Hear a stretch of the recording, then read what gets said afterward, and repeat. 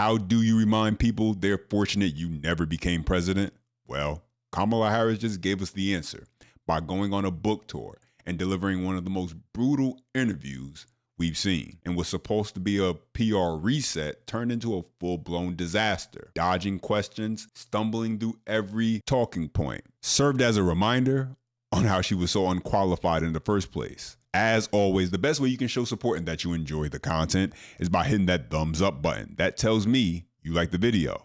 And subscribe for more breakdowns just like this. I want to come back to the book and the purpose of the book. So this is the last question. We're at time. We gotta go. Sorry. Yep. Well, that's almost a first, not an absolute first, but to have a member of staff of the former Vice President of the United States actually speak up during the interview to say that we were going too long. I didn't expect that. But coming back to the interview itself, it seems to me at its very heart, there is a reluctance on the part of Kamala Harris to actually spell out and talk about the issues that Joe Biden had as president. Was it Joe Biden's decision, his failure to recognize his own frailties in that position, that put you in the position that made it almost impossible to win that race? He was not frail as president of the United States. But he had frailties. We all saw the debate. I'm just wondering, is there a reason why you won't go to that prolonged frailty question? Now, we saw the debate, we saw the difficulty he had marshalling his thoughts. I have answered that question. I do not believe that I think it's just hard watching the debate to see how there could not be a problem long term with someone who can't marshal their thoughts. I'm not saying his acuity wasn't present. I talked about that in the book. It's in the book, but it seems to me she doesn't want to say it on camera. I asked her that, she denied it, but I think there is still a reluctance there to criticize Joe Biden, which makes her current pivot a really difficult one because she's Joe Biden's vice president. It seems she's still not prepared to completely condemn him, but she's got to be a character in her own right without Joe Biden attached in order to have a chance to run again. So that, before I came in, that was the heart of the interview, and it turned out to be the heart of the interview with a little extra from her staff. But wasn't Joe Biden then, to put it on him, wasn't his refusal to recognize his own frailties the reason that you faced a nearly impossible task? I ran against Donald Trump for president, and Donald Trump ran on a platform that was in large part, I believe, misrepresenting his intentions to the American people. I do believe that there are a fair number of people that voted for Donald Trump who believed him when he told them that his first priority on day one is going to be to bring down prices. And he didn't. And you combine that misrepresentation of intention with also what was at play in terms of massive amounts of mis and disinformation. Now, forgive me. And a truncated calendar in terms of the clock. I want to interrupt you because that is a world-class pivot, but it is not the question that I asked you. The ABC Australia host is doing something that we rarely see the liberal media do here in the U.S. She's holding a Democrat accountable. During this interview, she refused to allow Kamala Harris to dodge questions or pivot back to Trump every time Joe Biden's name came up. And the deja vu was real. It felt just like watching her campaign interviews, full of dodging, nervous laughs, and word salads instead of answers. And when all else failed, blame Trump. Let me ask you this, Madam Vice President. You call Donald Trump. You call Donald Trump. He's misguided. You say now he's unstable. He is unstable, Brett. He's not well. You say he's mentally not stable. He's not stable. Let me ask you this. You told many interviewers that Joe Biden was on his game, that ran around circles on his staff. When did you first notice that President Biden's mental faculties appeared diminished?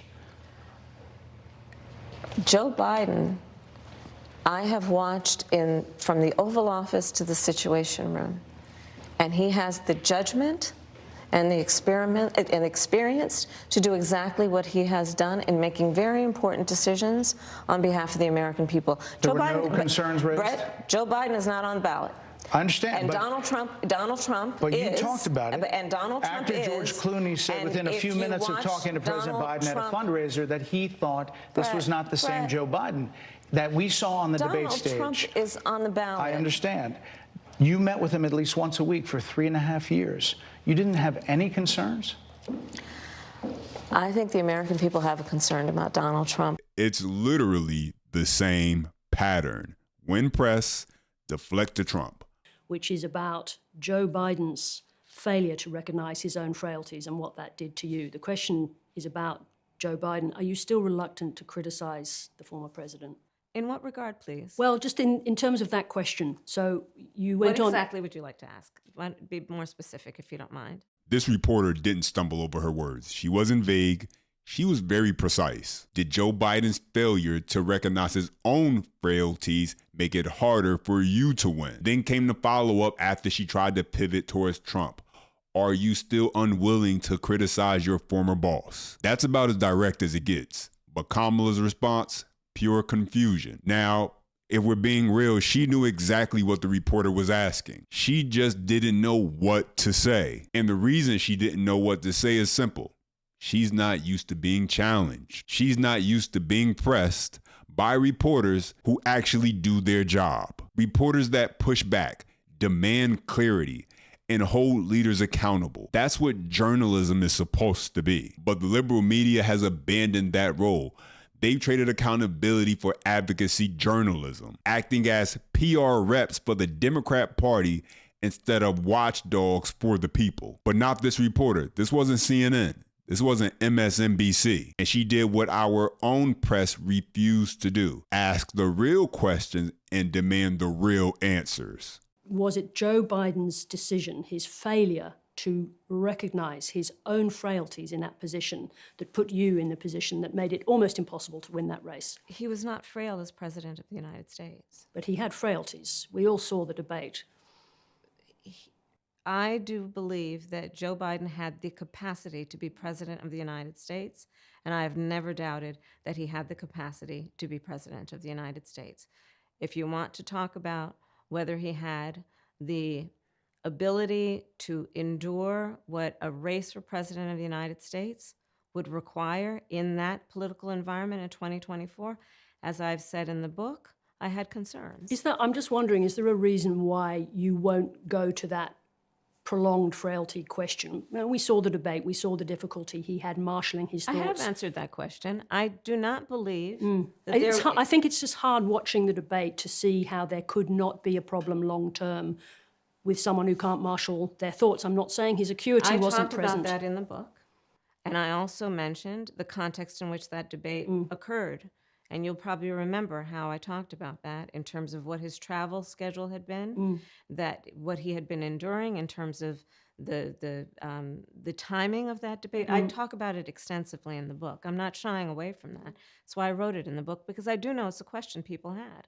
The foreign media saw what voters saw, what anyone not blinded by denial or suffering from Trump derangement syndrome could see. But Kamala Harris once again gave the answer that just didn't add up. She claimed she never questioned Joe Biden's ability to be president, only his ability to run for president. As if once somehow he got the job, everything would magically be fine. But that logic doesn't hold up under the slightest bit of scrutiny. In most careers, especially the demanding ones, the process of getting the job is tough, but the job itself is even tougher. If you're struggling just to make it through the process, that's a red flag, not a reassurance. And it certainly wouldn't be different for the presidency. What she's implying is that the hardest part was the campaign, not the actual governing. And she's pushing this narrative while on her book tour, trying to sell this idea that Biden's decline was never a real concern, just political noise. I believe he was fully competent to serve. Do you really? Yeah, I do. That surprises me, actually. No, I do. There's a distinction to be made between running for president and being president. What's the distinction? Well, being a candidate for president of the United States is about being in a marathon at a sprinter's pace, having tomatoes thrown at you every step you take. That sounds lovely. Yeah, it's more than a notion. Get involved in public service, ladies and gentlemen. And to be the seated president, the sitting president, while doing that, it's a lot. It's a lot. Yeah.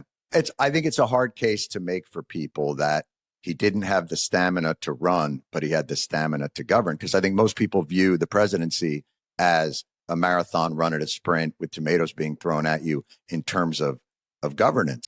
Yeah, we're just fortunate America didn't fall for whatever she was trying to pull in the 2024 election, because that just doesn't make any sense. Even Jon Stewart wasn't going for it. Things don't get easier with a job like president once you get the job, and to try and sell it as if once he got the position, he would be capable more than he would be with running and going through in an election.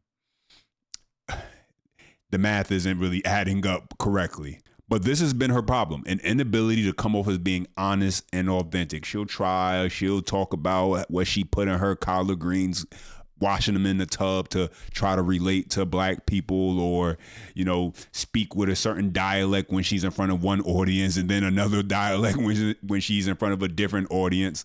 But none of that comes off as being authentic. But one more clip for you guys where she speaks negatively about Joe Biden. And perhaps if this was more of what she presented to the public, maybe some people, not me, but some would have bought what she was selling.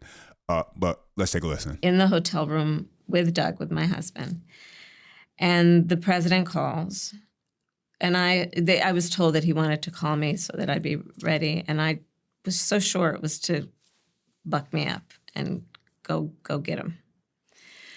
And he did say that for the first beat, and then he went on to talk about a group of people in Pennsylvania who were saying bad things about me, because they heard I was saying bad things about him.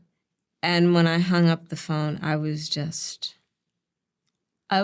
was unbelievable. And I was angry and deeply disappointed. It was so unnecessary. There are only two people in the world other than me that has debated this guy, Hillary Clinton and him. And you know what it's like. It's going into a debate with the stakes being that high, and Trump hadn't agreed to another debate. The stakes were so high. So that's an example of what I mean. You took something from that. You took an underlying message about one's intentions from that, because I would. If someone called me in the lead up to debate prep and said something like that to me, I would assume that they don't want the best for me. My takeaway is his motivation was all about himself. That's what I would assume from that. Yeah. I would assume that. Yeah, right. Obviously, yeah. Right. Yeah. It wasn't about my performance at the debate. Well, if I had done it over, again, part of the reflection, we had the infrastructure deal. We had the CHIPS Act, so we're building back up America's infrastructure. It's 150 years old. CHIPS is about manufacturing chips, U.S. manufacturing, both incredibly important. If I had to do it over again, I would have first gone with our family policy. That was about extension of the child tax credit, affordable childcare, paid family leave.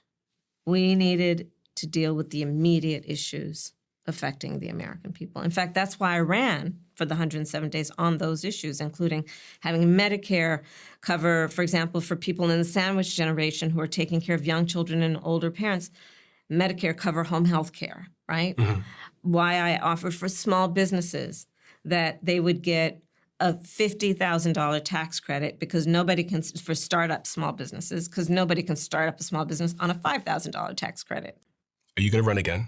Because I looked at the polls. I looked at the polls, and you're leading for the Democratic side, and there isn't really a clear Democratic candidate. I interviewed Gavin Newsom as well, but when I look at the polls, you're still leading. Yeah.